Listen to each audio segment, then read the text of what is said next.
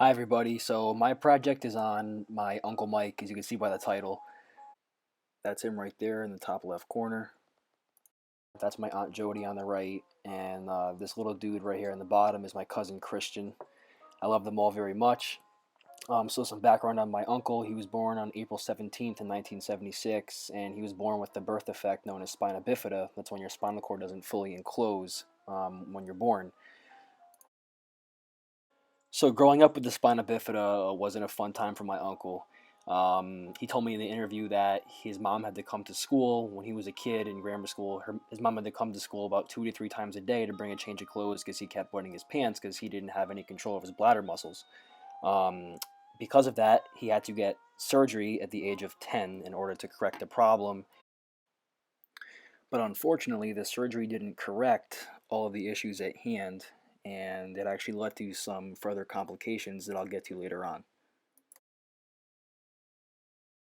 So usually after a loss on Sunday, I get asked why I became a Jets fan, and here's the reason right here. In that picture, my uncle is the reason why I became a Jets fan. That was us at a game when the Jets played the Packers. My uncle's been a big part of my life. He took me to my first Jets game when I was about 7 years old, and we've gone every year since. So not only is he my uncle, he's also like one of my best friends. We suffer together. So in about 1998, that's when things started to get pretty bad for my uncle. He started to develop kidney stones, and with the inability to use his bladder muscles, he couldn't pass those stones normally. Right here is an image of his kidney, and as you can see, the one on the right with that big white ball thing, that's a kidney stone. And he told me in the interview that it took about 2 to 3 surgeries to remove the stone because it was almost the size of an apple. Doctors also thought that he was going to need his kidney removed because it had been so blocked off from the stone that it was almost left non-functioning. But luckily, that didn't have to happen. He was able to keep his kidney.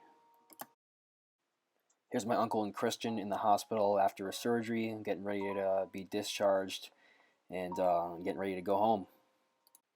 So even after the surgery, my uncle was still having a lot of pain, and the pain pills that he was being prescribed were not helping.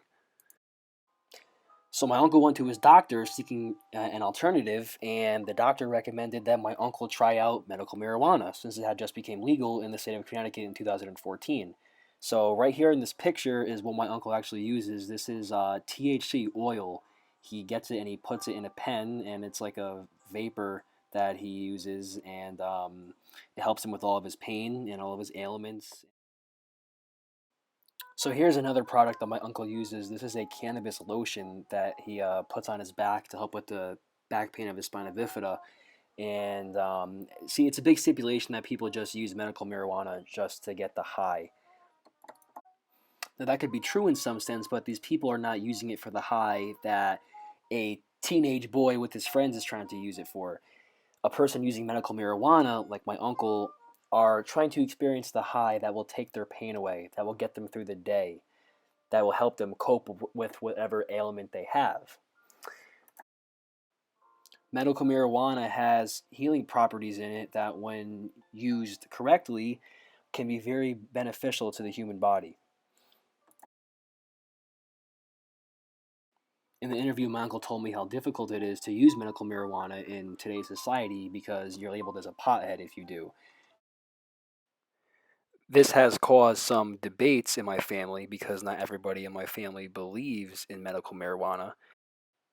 But in the end, all that I think is important is that my uncle is happy and healthy.